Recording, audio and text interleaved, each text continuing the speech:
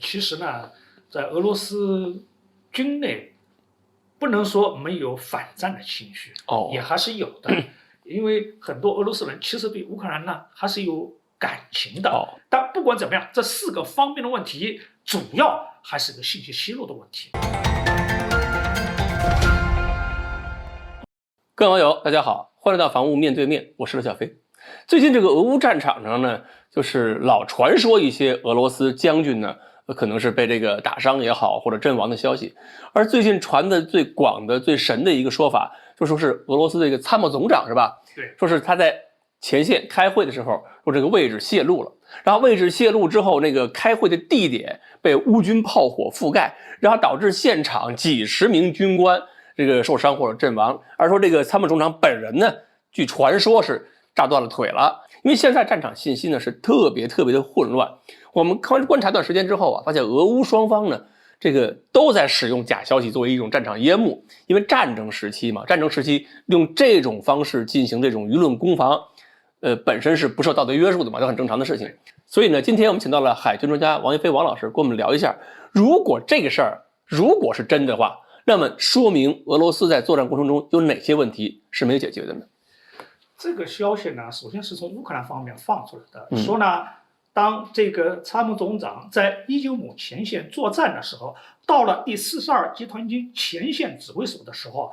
对方发射了火箭弹，当场呢就炸死炸伤40多个42集团军的这些人，其中还有一位42集团军的参谋长。那么乌克兰的记者说呢，这个参谋总长啊，当时呢被炸伤了，被炸断了一条腿。而俄罗斯方面说呢，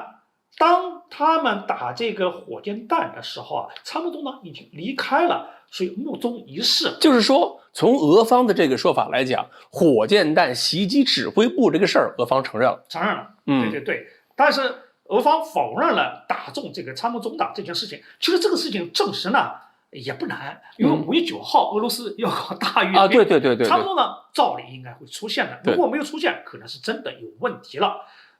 不过从目前各方面的消息来看呢，他肯定没有阵亡，这是可以肯定的。这个事情呢，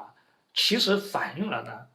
俄军啊在作战指挥方面存在的问题。一个就是他的作战指挥通信啊保密已经不行了。对，大家都猜这个那个可能，我觉得最大的可能呢，就是他的通信指挥保密系统啊已经保不住了，加密水平已经不行。它问题在什么地方？已经不是1次2次了，说明啊，俄罗斯它的这种密码更换速度啊跟不上，或者说它的跳频的那个每秒钟它的跳的次数，看来也不太够，严重。这是技术层面的。还有一个问题就是说，为什么现在一定要让这些将军们靠前指挥？这是俄罗斯一个指挥系统的一个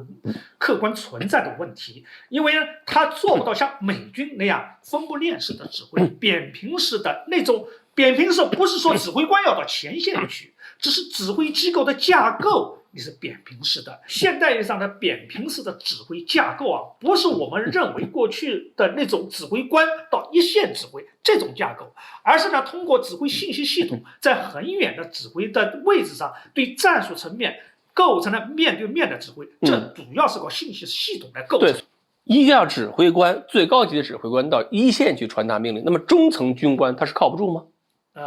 这是呢，俄罗斯在这次战场上出现了另外一个问题。其实，在德沃尼科夫指挥乌克兰全境作战之前，都是在莫斯科指挥的。后来发现了作战效率特别低，后来不是命令了一个德沃尼科夫作为乌克兰战场上的指挥官吗？但是这种战场指挥官他也不可能到处都跑呀，那么没有办法，必须呢由指挥官自己到前线把来自莫斯科或者是战场最高指挥官的这种指令呢下达给下级。当然了，俄罗斯也有个传统，从正面来讲呢比较勇敢，提高士气之类的。提高士气啊。第3个方面的问题呢，就是看来俄罗斯对对方的行踪啊并没有掌握那么准确。照理说，对方他的火炮打击距离你是知道的，关键是你知道不知道对方的火炮布在什么地方了，对方的火箭炮可能在哪个地方。我想的话，如果这个指挥手知道对方的火箭炮布在什么地方了，他的其他炮布在什么地方了，大概也不会这么靠近，在人家的射程之内来布设你的指挥官。那么，是不是我们最后还可以得出一个结论，就是俄罗斯出现这些个将领的损失问题啊，是多方面原因造成的，通讯原因，还有传统问题，甚至我还有怀疑，就是俄军的最高层将领对中层军官的信任度是严重不足。其实呢，在俄罗斯军内，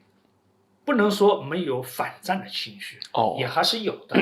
因为很多俄罗斯人其实对乌克兰呢还是有感情的。但不管怎么样，这4个方面的问题，主要还是个信息泄露的问题。好，所以呢，由此看来啊，俄乌战场上，俄罗斯在指挥、通信，在他的这个人员培养上，可能会出现了一系列的问题，导致了俄军的前线军官，特别是高级军官损失比例特别高。那么关于这么一个话题呢，今天呢，我们简单的就分享这里，欢迎大家继续收看我们的节目，我们下期再聊。